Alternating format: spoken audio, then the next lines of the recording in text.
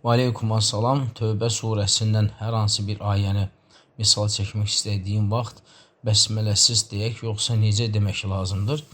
Ümumiyyətlə biz bilirik ki, yəni Tövbə surəsinin başlanğıcında Bismillahirrahmanirrahim yoxdur. Amma bu əsas vermir ki, biz ortasından və ya da arxasından, yəni axırına yaxın biz bir ayə və ya da bir neçə ayə oxumaq istəyəndə biz orada Əuzu billahi mineşşeytanirracim, Bismillahirrahmanirrahim deməyək. Yəni buna əsas vermir. O surənin əvvəlində yazılmamağı başqadır, amma biz ümumiyyətlə misal çəkəndə, qiraət eləyəndə biz deyirik Əuzu billahi mineşşeytanirracim.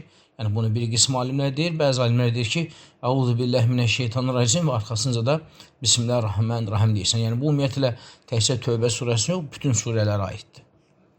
Və aleykum assalam. Məsciddə etiqaf girməyə imkan yoxsa evdə edə bilərəm? Yox. Evdə etiqaf olunmur, etiqaf məsciddə olur. Amma biz nə edə bilərik? Biz axırıncı 10 gün ki yoxdur. Əgər etiqafa girən insan deməli 10 gün asuda vaxtı var da. Biz nə edə bilərik? Biz məsəl üçün axşamdan sübh namazına qədər evdə ibadətdə ola bilərik. Misal üçün məğrib işə iftar elədik, heç işidən sonra 2 rükət namaz, sünnə namazını qılır. Ondan sonra Quran oxu, zikr elə, istiğfar elə, tövbə elə, sonra gecə namazı qıl, sonra Quran oxu. Bu ibadətləri sübh namazı girənə kimi elə. Düzdür, axıra yaxın özbə suhur üçün vaxt ayır. Bax, bütün 10 gecəni, bax bu cür gecədən sübhə qədər ibadətə keçib, sonra sübhü qılıb, yəni yatıb, ona 11-ə kimi yatıb, sonra durub gündəlik həyatı, yəni Quran oxumaqla, digər ibadətlərlə keçirərsən. Yəni bu daha fəzilətlidir, daha da faydalıdır. Həm iman, həm əməl cəhətdən. Nəinki, məsəl üçün, bəzi qardaşlar etiqaf adı ilə meclisə gedirlər. Hətta biz bunu Məkkədə də görmüşük. Və görürsən ki, 2 nəfər, 3 nəfər bir yerdə oturur. Yəni demək olar ki, özlərini ibadətdə məhrum edirlər. Az bir vaxt Quran oxuyarlar ya oxumazlar. Ancaq əsasən söhbətlər. Hətta Allah qorusun, orada kimlərdənsə danışırlar da, qeybət də olur, nə bilim, başqa insanların haqqına da girirlər, hətta dünya məsələlərindən danışırlar, ticarət və və s. Yəni, ad var ki, insan meclisdə etiqafdadır, özü Kəbədə. Amma eləncə etiqafındansa, elə insan meclisdə gedə bilmirsə, bax, evində elə işə namazına, sübh namazına qədər namaz qılmaq, Quran, zikir, istiğfar, tövbə, bax bu şeyləri davamlı eləsə sübhə kimi, vallahi ki, ondan da həm üstündə olar, əməli baxımından həmçinin imana da təsir, həmçində Qədir gecəsində səmərəli, faydalı keçirmiş olar. Və aleykum assalam və rəhmətullahi və bərəkatuhu. Sosial şəbəkələrdə hər hansı bir problem bildirmək məqsədi ilə chatbotlara və ya chat əməkdaşlarına yazmağa ehtiyac yaranır. Bu halda biz əməkdaşın qadın və ya kişi olması seçimini edə bilmirik. Belə olduqda, əgər qarşımızdakı naməhrəmdirsə, sadəcə problemi bildirmək, danışıqda heç bir həddi aşmadan, məsələn, izah edib həll yolu üçün məsləhət ala bilərik. Buna görə günah var, yox, ona görə günah yoxdur. Əgər ki, ehtiyac olan miqdarda danışıb və həddini aşmadan danışığı bitirsəz. Çünki zaten biz məsəl üçün hər hansısa bir quruma gedirik və ya da tibb müəssisəsinə gedirik, xəstəliyə gedirik, dükana gedirik. Zaten qarşımızda mən kişiyəmsə qabağımda qadın çıxa bilər və ya da qadınsa qabağına kişi də çıxa bilər və həmən insan orada seçim eləyəmir. Sən get, oradan qadın gəlsin. Aydın, biz bu seçimi eləyə bilmir. Mən dükana girmişəmsə, mən deyəmərəm qadına, adı sən get, başqa kişi işə gəlsin, sonra mən yəmlə sayın olam. Və ya da həkimə getmişəm, məni filan həkimə yönəldiblər. Düzdür, övrət yeri açmamaq şərti ilə də, yəni övrət yeri istisna. Məsələn, qulaq həkimidir, göz həkimidir, məsəl üçün başqa, yəni zahiri xəstəliklər var. Mən orada seçim eləm, yox, səni istəmirəm, qoy bir dənə kişi həkim gəlsin, mən qulağımı ona göstərmək və s.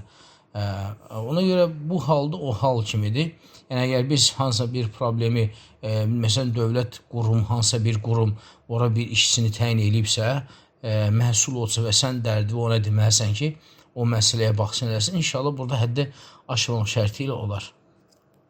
Və aleykum assalam. İnsan Allahdan salih yuxu görmək istəyə bilərmi? İstədiyi formada istəyə bilərmi?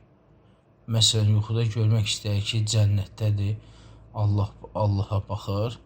Ümumiyyətlə, bilmirəm sələflərdən belə dua istəmək, bilmirəm, gəlməyib sələflərdən, çünki mənim qarşıma çıxmayıb, eşitməmişəm ki, kimdir Allahdan belə bir yuxu istəsin.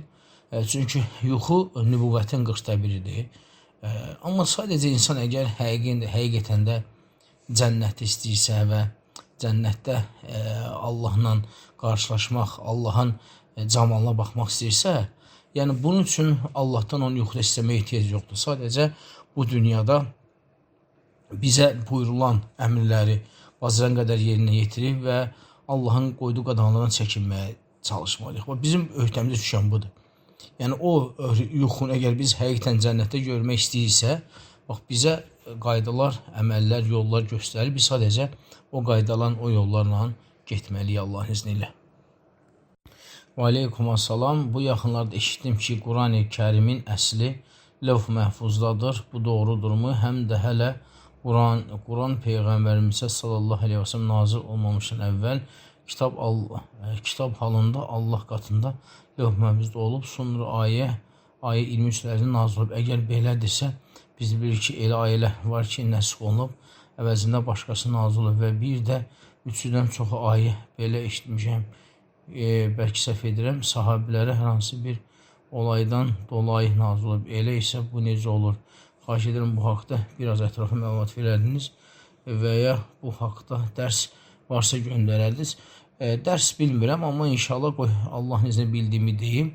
Ümumiyyətlə, Quran-ı Kərim deməli, Lövh Məhfuzdan nazil olub səma dünyasına və rivayətlərdə var ki, Beytül İzzənin üzərinə, yəni Beytül İzzədə Kəbənin üzərində olan Beytül İzzədir.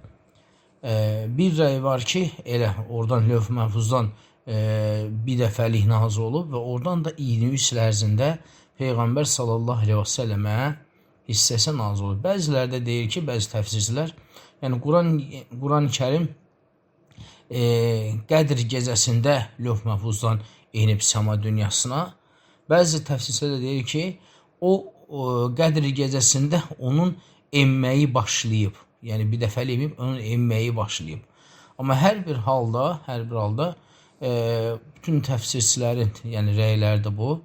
Və Allah alim səhih olan odur ki, yəni Quran-ı Kərim kamil şəkildə Lövh Məhfuzdan, yəni səma dünyasına nazil olub və oradan da 23 ərzində Peyğəmbər sallallahu aleyhi və səlləmə hissəsi nazil olub. Amma o ki qalsa ki, bəzi olaylardan sonra bəzi ayətlər nazil olub. Bəli, Allah Subhanahu taala yeri göyü yaratmamışdan 50 min əvvəl nəyin necə olacağını Allah Subhanahu taala bilirdi. Çünki Allah taala qələmi xəlq eləmişdi və qələmə dedi yaz, qələm dedi nə yazım. Allah Subhanahu taala əmr elədi ki, yaz olub, olacaq və son yeri bitənə qədər, yəni cənnət və cəhənnəmə düşənə qədər. Yəni mələk hamısını yazdı, sonra yazılar qurudu və qələmlər qalxdı. Yəni bu o deməkdir ki, yəni hətta Allah Subhanahu taalanın hansısa bir hadisədən sonra ayə nazil eləməsi, bəli, bu Allahın təqdiridir. Allah Subhanahu taala bilirdi və hər şeydə Allahın əmri ilə, Allahın qədəri ilə olandır. Yəni Allah Subhanahu taala ayə nazil eləmişdi və hadisələr baş verdiysə də Allah Subhanahu taala oradan hissə Cəbrailin vasitəsilə Peyğəmbərə çatdırırdı. Yəni inşallah ki, ümid edirəm kifayət edər. Yəni başa düşülər.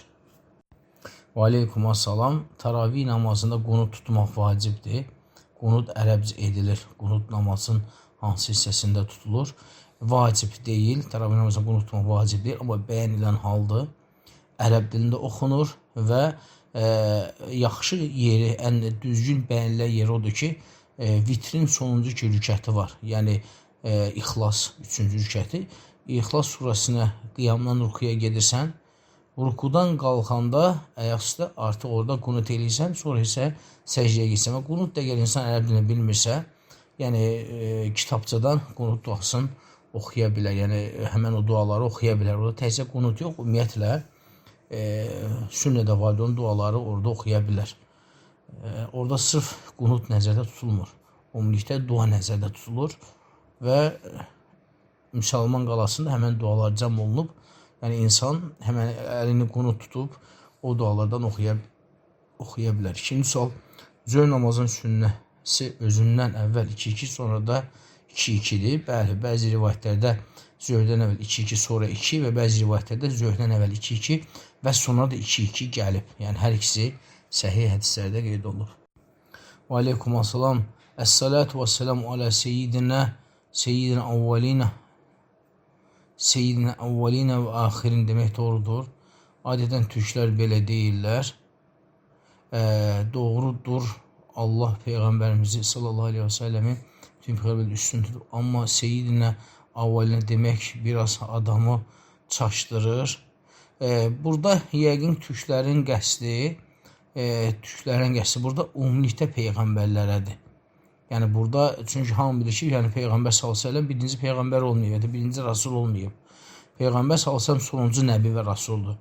Yəni türklərin deməsi seyyidinə əvvəlinə və axirin yəqin qəsdləri əvvəlki və axırıncı, yəni bütün peyğəmbər, əvvəldən axıra kimi olan peyğəmbərlərədir. Yəni yəqin ki, qəsdləri odur.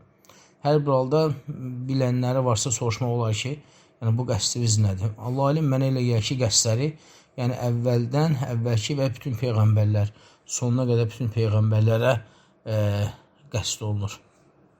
Və aleykumussalam. Oruclu ikən ürəyi ağrıyan adam dilinin altına validol qoya bilərmi? Qoyarsa orucu pozulur. Təbii ki, həmən o validolu dilinin altına qoyman, onun mədəsinə heç nə gedmir. O dilin altında da soğurulur, bədənə çəkilir, mədə heç nə düşmür.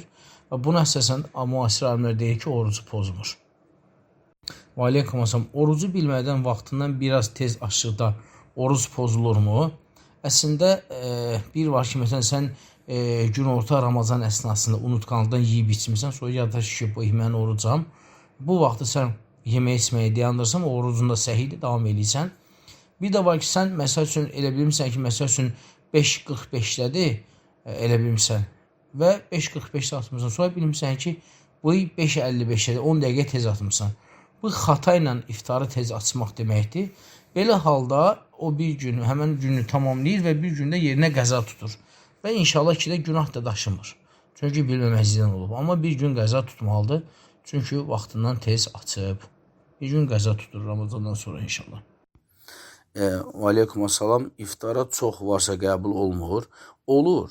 Yəni o olur. Amma sadəcə hədislərdə qeyd olunduğu kimi iftara yaxın vaxtda edilən dualar, yəni məqbul dualar sırasındadır. Ona görə çalışmaq lazım gün ərzində də dua edirsən. Həmçində ən çox duanı da iftara az qalmış üstünlük versən dualar eləməyə. Və aleykumussalam. Taravih namazını qılarkən salamlar arasında Quran oxumaq olar. Əgər insan evində qılırsa, salamlar verib ortada oturub dincəlsə, bəli, Quran da oxuya bilər, istiğfar da elə bilər, tövbə də elə bilər. Lap yaxşı. Və aleykumussalam. Rahmetullah bərəkatuhu. Bir namaz proqramı ilə Müslüm Pro proqramı fərqli olsa nə edək? Cəmaət ilə gedək. Cəmaət digər proqram ilə açır. Orada da 4-5 dəqiqə gec olur. Mən bildiyim qədər, yəni Müslüm Pro proqramı Allahın izni ilə 99.99% dəqiq proqram hesab olunur. Çünki onun hesablaması yəni ciddi nəzarət olunur. Böyük bir mərkəz tərəfindən o hesablanır. Və inşallah mötəbər təqvim də odur. Əgər cəmaət misal üçün deyək ki, başqa təqvimlə gedirim, onunla Müslüm Pro'nun arasında 4-5 dəqiqə fərq varsa, o zaman siz elə ehtiyatla elə Müslüm Pro'yla da götürün. Yəni çalışın Müslüm Pro'nu götürün və Müslüm Pro'nu da həmən insanlara başa salın, tövsiyə edin Allahın izni ilə. Və aleykumussalam rahmetullahi bərəkatuhu. Ana dili günü, qələbə günü kimi günləri uşaqlara şeir öyrətmək və s. doğrudur. Bağça müəllimindən belə şeylər tələb olunur. Necə edə bilərəm? Novruzda isə baharın gəlişi münasibətləri ilə şeir və s. öyrətmək. Əgər o şeirlərdə dinə müxalif olan kəlmələr yoxdursa, məsələn, şiir, küfür, asi sözlər yoxdursa, inşallah şeirdir, bir problem olmaz.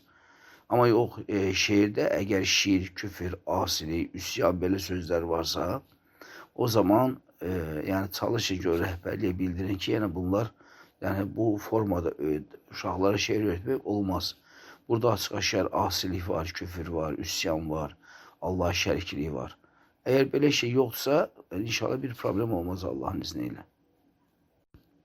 Və aleykumassalam. Bir yerde oxudum ki, iç səsə görə günah yazılır. Yəni, iç səs əgər insanın daxilində olan şübhələrdən, vəsvəsələrdən gedirsə, səhih olan odur, düzgün olan odur ki, əgər insan içində olan o vəsvəsəyə, zada, şübhəyə, hansısa bir niyyətə, əgər tələffüz etmirsə və əməl etmirsə, ona heç bir şey yazılmır. Yəni, ona necə yazıla bilər ki, o mələk bilmir o neynədir. Çünki insanın qəlbində biləni yalnız bilən Allah Subhanahu taaladır. Mələklər nə vaxt yazır? Sən onu danışanda və ya da nəsə eləyəndə. Amma qəlbindən bir şey keçir, amma nə danışmamısan, bir hərif belə tələffüz eləməmsən də əməl də eləməmsən. Mələk nə bilir ki, sənin qəlbindən nə keçir? Çünki ayədə qeyd olunur ki, yalnız Allah bilir ki, insanın qəlbində nə var. Qutardı getdi. Onun ki, sən əməl etmədikcə, yəni içində olan əməl etmədikcə və tələffüz eləmədikcə, danışmadıqca, mələk heç sən bilmir, heç sən də yazmır. Və aleykumassalam və rəhmətullahi bərəkatuhu. Abu Hanzalanı izləyən biri satışla məşğul olursa, biləzik, aksesuar və s. həmin insanlardan nəyisə almaq qadağan olmuş olar. Həmin şəxslə ümumən əlaqəni kəsib, ətrafından əlaqəsi olan kim varsa onlara da əlaqəni kəsməyi bildirməliyəm və ya ondan nə isə alırlarsa və ya artıq alıblarsa nə etməliyik? Ümumiyyətlə, yəni, hamı bilir ki, Abu Hanzalənin fikirləri çox qatışıq bir fikirdir. Yəni, bilmirsən, təkvirçidir, xavaricdir, digər məsələlər hamısı qatışıq bir-birinə. Çünki onun həbsdən əvvəl və həbsdən sonraki çıxışları tam fərqlidir və həqiqətən də yəni, məchul formadadır. Əgər bir kimsə yəni, onu dinləyirsə, ona təbliğ edirsə, onun çıxışlarına, onun özünə təbliğ aparır və onu insanlara yönəldirsə, yəni belə insanlardan həm çəkinmək lazım, həm də çəkindirmək lazımdır. İmkan da varsa onunla ticarətdə dayandırsınlar. Çünki çox vaxtı ticarət vasitəsilə yəni insanlar bu təbliğatlarını aparırlar. Görürsən, endirimlər eləyər, hədiyyə falanlar verirlər. Yəni öz taktikaları var, müəyyən üsulları var.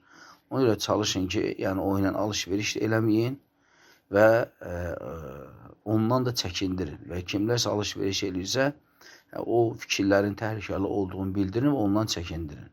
İnşallah ki, buna görə də Allahın rizasında qazanarsınız. Yəni bu cür insandan çəkindirməyinizə görə.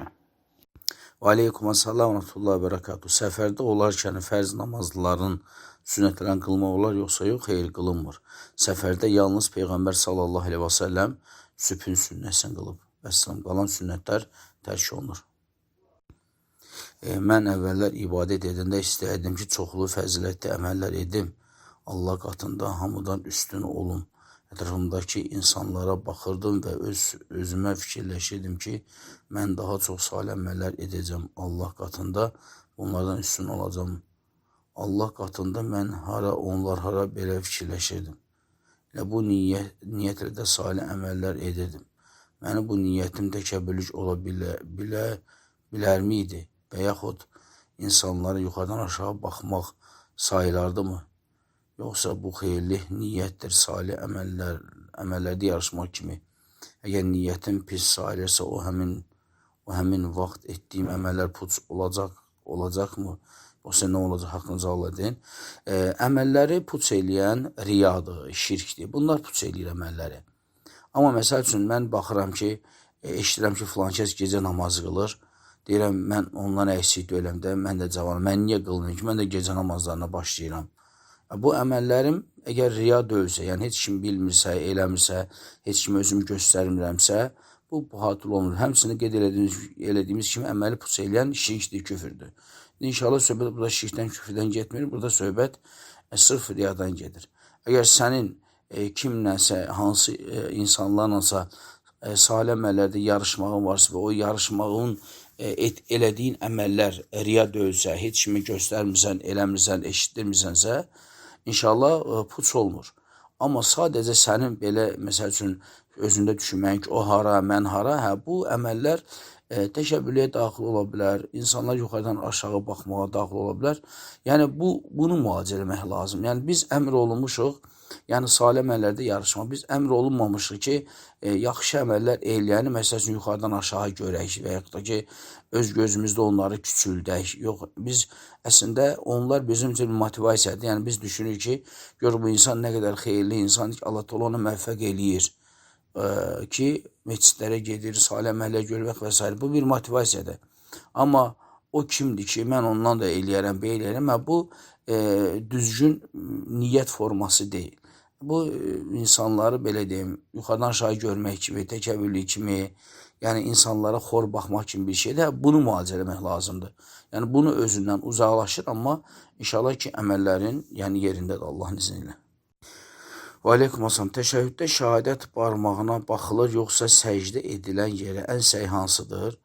Yəni Allah alim, burada bəzi alimlərin rəyi odur ki, insan şəhadət barmağına baxır, amma əksər alimlər isə deyir ki, insan səcdə yerə baxır.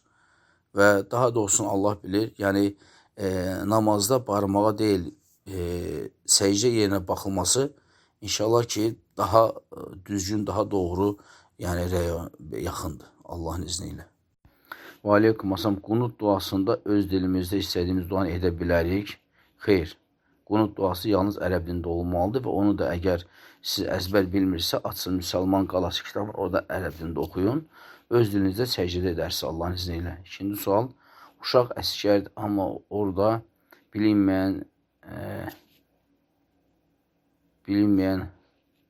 çaçka da alıb yeyir. Bunun ona orucuna günah varmı? Amma deyir, donuz əti yoxdur.